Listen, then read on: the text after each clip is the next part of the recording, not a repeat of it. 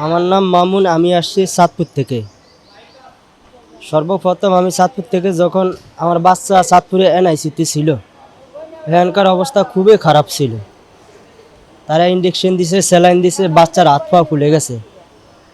এখানে আনছি, মোটামুটি আল্লাহর রহমতে অনেক ভালো। তখন ওই জায়গার ভিতরে আমার চাঁদপুরে খানাও খাওয়াইতে পারে না, অক্সিজেনও বন্ধ করতে পারে না।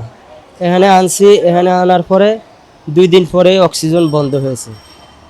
এখন খাবারও খাইতেছে, ফিটারে টানতেছে, খাবার নলও খুলে ফেলছে। মোটামুটি চিকিৎসা এখানকার অনেক উন্নত। আমি চাই এই হাসপাতাল চলো। হ্যাঁ, আমি সন্তুষ্ট, অনেক ভালো। আমার বাচ্চার শ্বাস খিঁচানি ছিল, বয়স হয়েছে যে আজকে 14 দিন। 14 দিনে আইসিইউতে আছে।